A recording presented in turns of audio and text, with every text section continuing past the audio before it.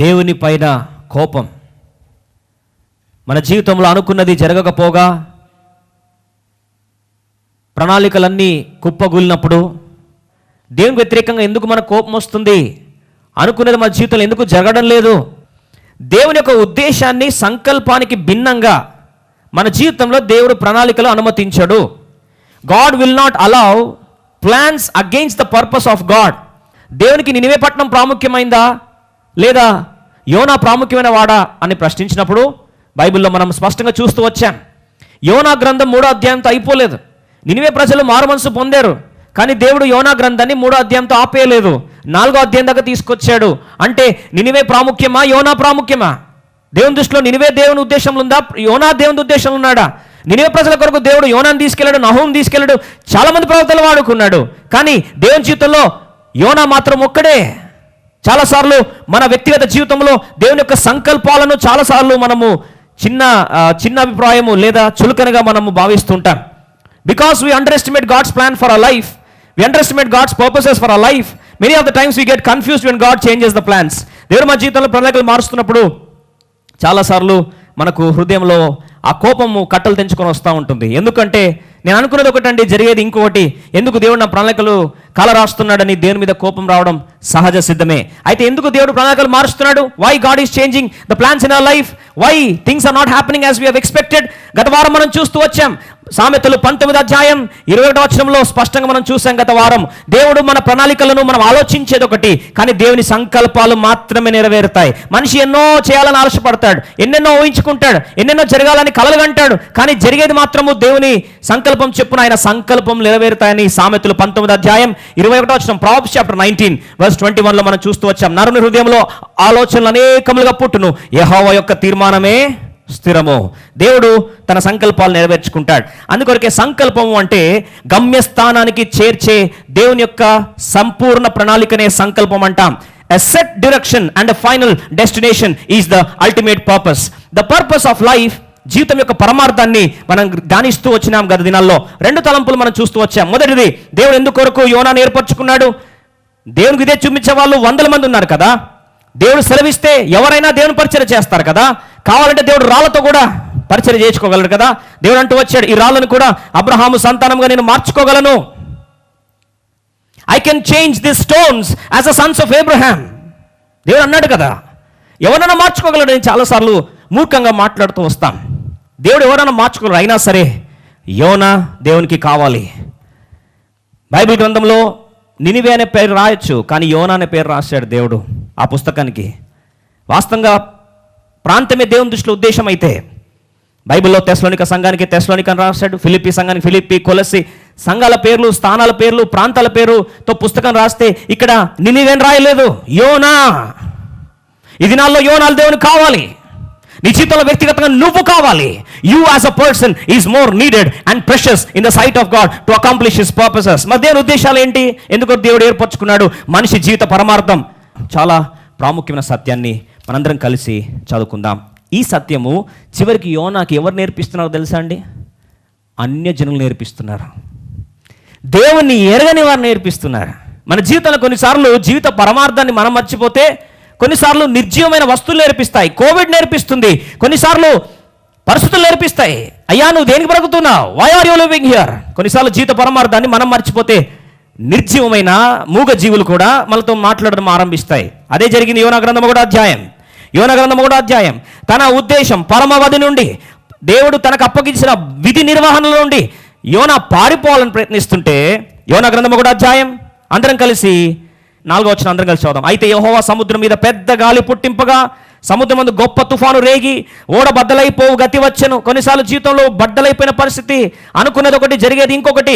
ఇన్ని రకాలుగా దేవుడు పరిస్థితులు తారుమారు చేసి ఏమి మాట్లాడాలని ఆశపడుతున్నా అంటే నీ జీవితం యొక్క పరమార్థాన్ని, జీవితం యొక్క విధిని, నీ కర్తవ్యాన్ని జ్ఞాపకం చేస్తాడు. అందుకొరకే దేవుడు జలప్రలయాన్ని, ఒక ఓడ బద్దలైపోయే పరిస్థితిని గొప్ప తుఫాను రేగినట్టు చేశాడు. కాబట్టి నావికులు భయపడి, 5వ వచనం, ప్రతి వాడును తన దేవతను ప్రార్థించి ఓడ చులకన చేయుటకై అందులోని సరుకులను సముద్రంలో పారవేసిరి. అప్పటికి యోనా ఓడ దిగువ భాగమున పోయి పండుకొని గాఢ నిద్రపోయి ఉండెను. ప్రియ మిత్రమా, ప్రియ సహోదరుడా, ప్రియ సహోదరి, ఈరోజు నువ్వు గాఢ నిద్రలో ఉన్నావు. జీవితం యొక్క విధి నిర్వహణలో మర్చిపోయి పడుకొని ఉన్నావు.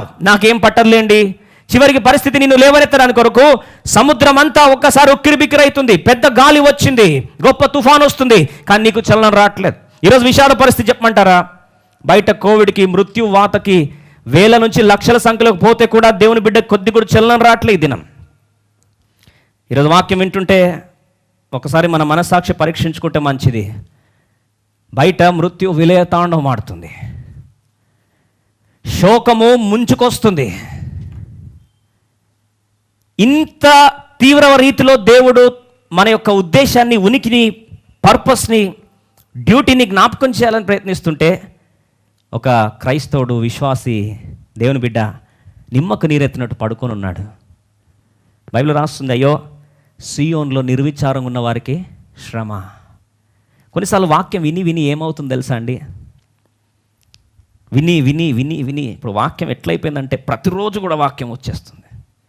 ప్రతిరోజు వాక్యము, ఫోన్లలో వాక్యము, యూట్యూబ్లో వాక్యము, ఇన్స్టాగ్రామ్లో వాక్యము, ఎక్కడ చూసినా వాక్యమే. ఇంకా ప్రతిరోజు అయ్యేసరికి ఏ స్థాయికి వచ్చేసామంటే సున్నం కొట్టిన సమాధిలాగా అయిపోయింది.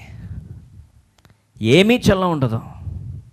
వాక్యం విని బాగుంది వాక్యం అని చెప్తాం, కానీ కొద్ది కూడా మనకి ఇసుమంతా కూడా పనిచేయదు. Word of God became desensitized. We became desensitized to the piercing word of God. అగ్నిలాగా రగులుతున్న వాక్యానికి మన యొక్క ఆత్మ చలనం లేని స్థితికి వచ్చేసింది. యోనాలాగా పడుకొని ఉన్నాం. ఈ యోనా జ్ఞాపకం చేస్తున్నాడు దేవుడు. తుఫాను రేపాడు, నిద్ర లేకోవట్లేదండి. మిగతా వాళ్ళందరూ కూడా లేచి ప్రార్థిస్తున్నారు, కానీ ఈయనకి మాత్రం కొద్దిగా కూడా చురుకేసినట్టు కూడా లేదు. పోయి పండుకొని గాఢ నిద్రపోయి ఉండాను. అప్పుడు ఓడ నాయకుడు అతని యుద్ధకు వచ్చి, ఓ ఈ నిద్రపోతా, నీకేం వచ్చింది? ఇదా అండి లాస్ట్కి చెప్పించుకోవాల్సింది? ఒక దేవుని బిడ్డ, ఏర్పరచబడిన వాడిని అన్యులు జ్ఞాపకం చేస్తున్నారు, ఓ నిద్రపోతా, ఎందుకు పండుకున్నావు? నీ జీవిత విధి నిర్వహణ ఏంటి? What is your purpose of life? What is your calling?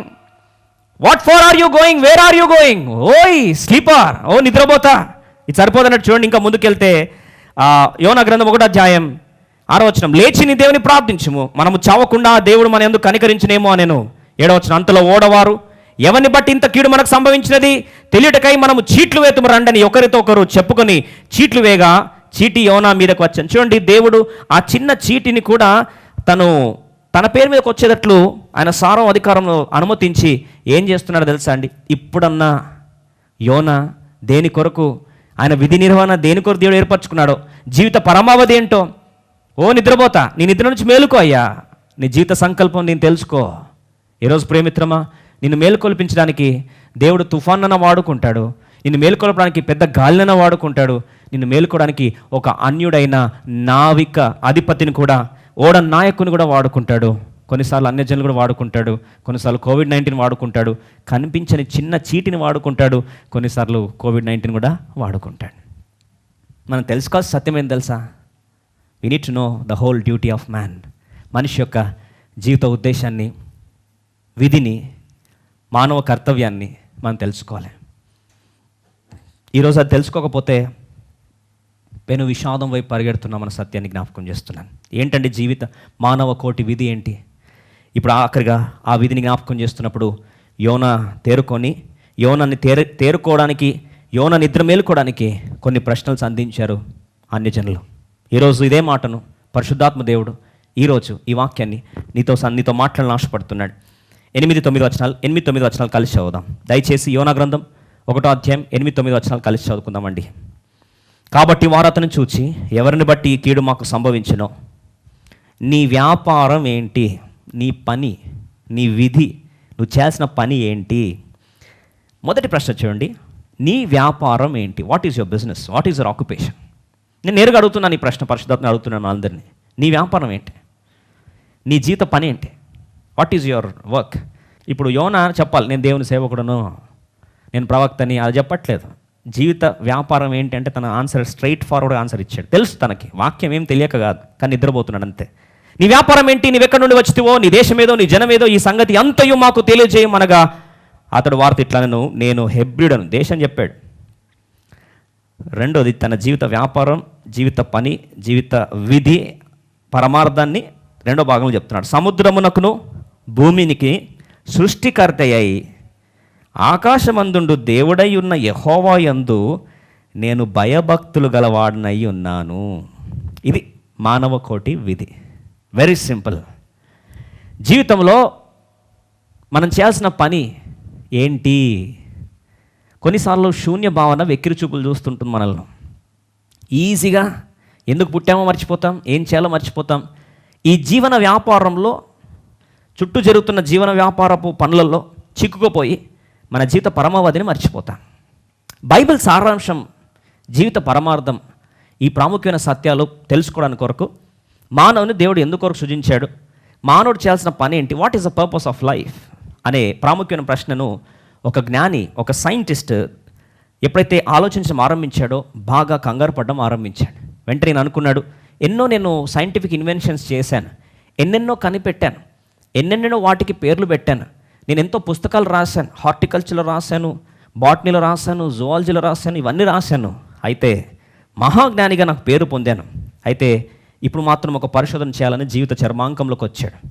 ఈ జీవిత పరిశోధన శైలిని ట్రయల్ అండ్ ఎర్రర్ బేసిస్ని తీసుకున్నాడు. అంటే ఎక్స్పెరిమెంట్ చేసి దాని తర్వాత రిజల్ట్స్ రాయడం ఆరంభించాడు. ఇలా పరిశోధన ఆరంభించిన ఈ మహాజ్ఞాని పేరే సొలొమోను. జీవితంలో కోట్లాస్తుంది, సుఖభోగాలు ఉన్నాయి, సమస్తం ఉంది, అన్నీ సిద్ధపరిచి ప్లేటర్లో తెచ్చి ఆయన ముందు పెట్టారు. ఇలాంటి ఆ జ్ఞాని పరిశోధన ఆరంభించి ఆయన ఒకటే ఉద్దేశం, జీవిత పరమార్థం ఏంటి, మానవ కోటి విధి ఏంటి, what is the whole duty of man, ఈ ప్రశ్నకు తన పరిశోధన ఆరంభించాడు. ప్రసంగి గ్రంథం 1వ అధ్యాయం చూడండి. సూర్యుని కింద ఆయనకి ఎన్నెన్నో పరిశోధిస్తూ ఈ ఫలాని ప్రాంతము టచ్ చేయలేదన్నట్టు లేకుండా అన్నిటినీ, మన భాషలో అన్నిటినీ కూడా అవపాసన పట్టి అన్నిట్లో కూడా పరిశోధన చేసి అన్నిట్లో కూడా తన కాళ్ళు పెట్టి రుచి చూచి అనుభవించి అప్పుడు తర్వాత రాశాడు. ఏమేమి రాశాడు చూడండి. ప్రసంగి గ్రంథం 1వ అధ్యాయం, బుక్ ఆఫ్ ఎక్లీసియాస్టస్ చాప్టర్ 1. అందరం కలిసి 3వ వచనం చదువుకుందాం. సూర్యుని క్రింద నరులు పడుచుండు పాటు అంతటి వలన వారికి కలుగుచున్న లాభం ఏమి? ఇప్పుడు 13వ వచనం చూడండి. ఆకాశం క్రింద జరుగునది అంతటిని జ్ఞానము చేత విచారించి గ్రహించుటకై నా మనస్సు నిలిపితిని. అయ్యా, నేను పరిశోధన ఆరంభించాను, రీసెర్చ్ స్టార్ట్ చేశాను. ఈ రీసెర్చ్ స్టార్ట్ చేసిన తర్వాత ఒక్కొక్క ప్రాంతంలో ఇదా జీవిత మానవ కోటి విధి, ఇదా మానవుడు ఇలా ఎంజాయ్ చేయవచ్చా, మానవుడు ఈ విధంగా చేయగలుగుతాడా, మానవ జీవిత పరమార్థం ఏంటని ఒక్కొక్క ట్రై చేశాడు. 3వ వచనం చూడండి. ప్రసంగి గ్రంథం 2వ అధ్యాయం 3వ వచనంలో, నా మనస్సు ఇంకను జ్ఞానం అనుసరించుండగా ఆకాశం క్రింద తాము బ్రతుకు కాలమంతా మనుషులు ఏమి చేసి మేలు అనుభవించరో చూడవలనని తలచి నా దేహమును ద్రాక్షారసము చేత సంతోషపరచుకొందును. బాగా ద్రాక్షరసం తాగడం ఆరంభించాడు. మతిహీనత యొక్క సంగతి అంతయు గ్రహించునని నా మనసులో నేను యోచన చేసుకుంటాను. బాగా తప్పదాగేస్తే నా జీవిత పరమార్థం, నేను ఒకవేళ ఇదే జీవితమేమో, ఇదే మానవ కోటి విధి ఏమో, ఇది దీనివల్ల నాకు ఏమైనా మీనింగ్ ఉంటుందేమో అని చెప్పి ఇష్టం వచ్చినట్టు తాగడం ఆరంభించాడు. జవాబు రాలే. చివరికి 4వ వచనంలో రియల్ ఎస్టేట్ బిజినెస్ స్టార్ట్ చేశాడు. నేను గొప్ప పనులు చేయబోను అనుకుంటే, నా కొరకు ఇండ్లు కట్టించుకుంటుని, ద్రాక్ష తోటలు నాటించుకుంటుని, అయినా తృప్తి రావట్లేదు. 5వ వచనం, తోటలను శృంగార వనములను వేయించుకుంటుని, అయినా రావట్లేదు. 6వ వచనంలో స్విమ్మింగ్ పూల్ కట్టుకున్నాడు, అది సరిపోదన్నట్లు చెరువులు త్రవ్వించుకుంటుని, ఇది నాకు సరిపోవట్లేదు అంటే పనికత్తలు, చివరికి పని చేసేవారు, బంగారం. 8వ వచనంలో బంగారము, వెండి, ఇది సరిపోతున్నట్లు మ్యూజిక్. మనకి ఎప్పుడు కూడా పాటలు మంచిగా కావాలని ఆశపడతాం, మంచి మ్యూజిక్ రావాలని ఆశపడతాం. ఈయన ఏం చేశాడంటే, ఆయన మనసులో ఏ కోరిక వస్తే ఆ మ్యూజిక్ వెంటనే రావాలి. నేను గాయకులను, గాయకురాండ్లను, మనుషులు ఇచ్చిచుండు సంపదలను సంపాదించుకొని బహుమంది ఉపపత్తులు ఉంచుకుంటుని అన్నీ ట్రై చేశాడు. చివరికి ఫేమ్, పేరు ప్రతిష్ట సంపాదిస్తే మన జీవిత తృప్తి వస్తుందేమో అని 9వ వచనంలో, నాకు ముందు యెరూషలేమందున్న వారందరికంటేను నేను గనుడనై అభివృద్ధి నొందితిని, నా జ్ఞానము నన్ను విడిచిపోలేదు. ఫేమ్ సంపాదించాడు, జ్ఞానార్జన చేశాడు. ఇంకా చెప్పండి, జీవితంలో ఇంకేం ఎక్స్పెరిమెంట్ చేయాలి? ప్రిస్టేజ్ సంపాదించాడు, ఐడెంటిటీ సంపాదించాడు, ఫేమ్ సంపాదించాడు, తనకు కావలసిన సుఖభోగాలు అన్నీ కూడా సంపాదించాడు. 10వ వచనం అంటాడు, నా కన్నులు ఆశించే వాటిలో దేనిని అవి చూడకుండా నేను అభ్యంతరము చేయలేదు. ఏం కావాలో ఎంజాయ్ చేయమని చెప్పి తన ప్రాణానికి కావాల్సిన అన్ని ఇచ్చేశాడు.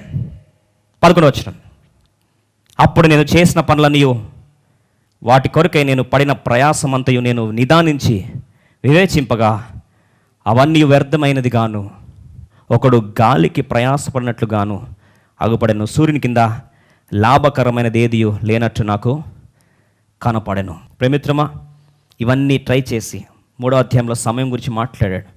5వ అధ్యాయంలో ఏం పనులు చేస్తే ఎలా ఉంటుందో నిద్ర గురించి మాట్లాడాడు. 7వ అధ్యాయంలో సమస్యలు ఎందుకు వస్తాయి, కష్టాలు ఎందుకు వస్తాయి, కన్నీరు ఎందుకు వస్తుంది, అన్నీ రాస్తూ వచ్చాడు. చివరికి ఇవన్నీ మాట్లాడుతూ జీవిత పరమార్థం యొక్క కంక్లూడింగ్ స్టేట్మెంట్ని 12వ అధ్యాయం 13వ వచనంలో అన్నీ మాట్లాడుతూ ఒకటే మాట అన్నాడు. చూడండి, 8వ వచనం చదివిన తర్వాత 8వ వచనం చదివిన తర్వాత 7, 8 చదివిన తర్వాత 13వ వచనం చదువుతాను. మన్నైనది వెనుకటి వల్లనే. 6వ వచనం చూడండి, వెండి త్రాడు విడిపోవును, బంగారు గిన్నె పగిలిపోవును, దార యొద్ద కుండ పగిలిపోవును, బావి యొద్ద చక్రము పడిపోవును. చక్రము, బావి నీళ్లు తోడే చక్రం ఆగిపోతుంది, అంటే గుండె ఒక్కసారి ఆగిపోతుంది. మన్నైనది వెనుకటి వల్లే మరలా భూమికి చేరును, ఆత్మ దాని దయచేసిన దేవుని యొద్దకు మరలా పోవును అని చెప్పి 13వ వచనంలో కంక్లూడింగ్ స్టేట్మెంట్ ఇస్తున్నాడు. అందరు కలిసి చదువుదామండి. ఆఖరి వచనం 13వ వచనం, ప్రసంగ గ్రంథం 12వ అధ్యాయం 13వ వచనాన్ని అందరం కలిసి చదువుకుందాం. ఇదంతయు వినిన తర్వాత తేలిన ఫలితార్థం ఇదే: దేవుని యందు భయభక్తులు కలిగి ఉండి ఆయన కట్టడలు అనుసరించి నడుచుచుండవలెను. మానవ కోటికి ఇదియే విధి. Let us hear the conclusion of the whole matter. Fear God and keep His commandments. For this is the whole duty of man. జీవిత సంకల్పంలో మానవ కోటి విధి ఏంటి అంటే 2 మాటలు రాస్తున్నాడు. దేవుని యందు భయభక్తులు కలిగి ఉండి, నిజంగా దేవుని భయభక్తులు కలిగి ఉంటే ఆయన కట్టడలను అనుసరించి నడుచుచుండవలను. మానవ కోటికి ఇదే విధి. ఈయన ఇంత పరిశోధన చేసి తెలుసుకుంటే యోనా భక్తుడు ఎంత సింపుల్గా చెప్పాడు తెలుసా అండి? ఎవరయ్యా నువ్వు, నీ వ్యాపారం ఏంటంటే భూమి ఆకాశంలో సృజించిన దేవునికి భయభక్తులు గలవాడను. ఆయన డ్యూటీ అని అర్థం చేసేసుకున్నాడు ముందే. చెప్పండి, యోనా తెలివిపరుడా కాదా? జ్ఞాని అయిన సొలొమోను జీవిత చర్మాంకంలో 12వ అధ్యాయం ప్రసంగ గ్రంథం ఆఖరి అధ్యాయంలో చావు బ్రతుకుల మధ్యలో ఆఖరి అధ్యాయంలో రాసి 13వ వచనంలో రాస్తే యోనా భక్తుడు అన్యుడు అడిగాడు, ఓ నిద్రపోతాలే, నువ్వెవరు, నీ వ్యాపారం ఏంటంటే అన్నాడు, భూమి ఆకాశం సూచించిన దేవునికి భయపడు వాడను, భయభక్తులు గల వాడను చెప్పేశాడు. జీవిత కోటి మానవ కోటి విధి చెప్పాడు, ఫియర్ ఆఫ్ గాడ్. చెప్పండి, మరి జ్ఞాని కాదంటారా యోనా? జ్ఞాని. కొన్నిసార్లు మనకి ఇది జ్ఞాపకం చేయాలి. దేవుని భయభక్తులు కలిగి ఉంటే ఆటోమేటిక్గా ఆయన కట్టలు ఏం చేస్తాం? అనుసరిస్తాం. ఆయన కట్టలు ఏంటి? దేవుడు అన్నాడు, వెళ్ళు నినివే పట్టణానికి వెళ్ళి చెప్పు అన్నాడు. కట్టలు అనుసరించడానికి ఇష్టపడతాం. బహుశా మీరు అనొచ్చు, పాత నిబంధన ప్రకారం అదే మానవ కోటి విధి, మరి నూతన నిబంధనలో అన్ని ఆజ్ఞలను బైబిల్ అంతా ఒక లైన్లో చెప్పాలి అంటే ఈరోజు జీవిత పరమార్థం మానవ కోటి విధి, the whole duty of man. యేసుప్రభువుని అడుగుదామండి. ఎన్నో ఆజ్ఞలు పాటించాల్సిన అవసరం ఏం లేదు.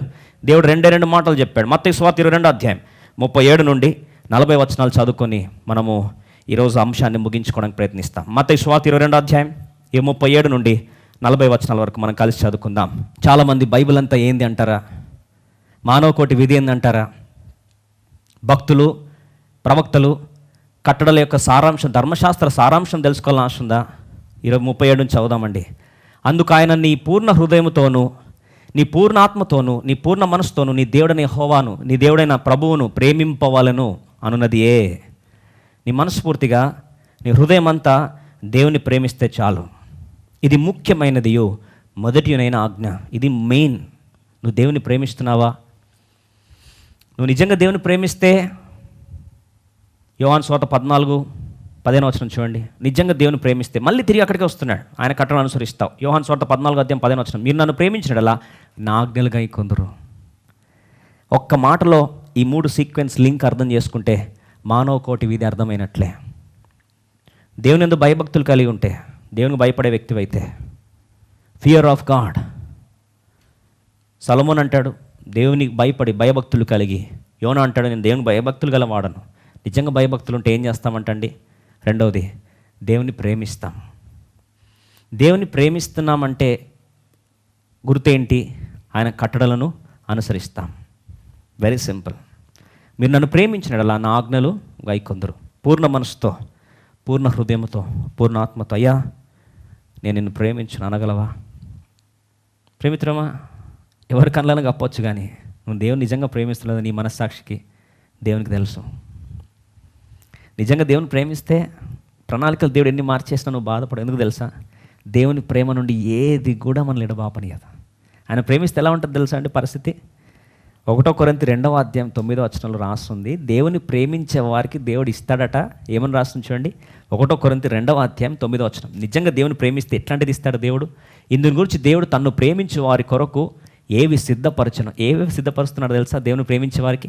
అవి కంటికి కనబడలేదు, చెవికి వినబడలేదు, మనుష్య హృదయంకు గోచరం కాలేదని వ్రాయబడి ఉన్నది. మన కంటికి తట్టుకోలేనిది అంటే, ఇంకో మాటలో కంటికి కనబడింది, చెవికి వినబడింది, మనుష్య హృదయంకు అర్థం చేసుకోలేంత స్థాయిలో ముగ్ధ మనోహరమైన దాన్ని దేవుడు తనను ప్రేమించే వారికి సిద్ధపరుస్తున్నాడు. ఇంకో మాటలో చూసినట్లయితే రోమా 8:28 తన్ను ప్రేమించే వారికి అనగా తన సంకల్పం చెప్పిన పిలువాడికి మేలు కలిగే సమస్తము సమకూడి జరుగుతున్నాయి. ప్లాన్లు మారిపోతే బాధపడాడు ఒక వ్యక్తి.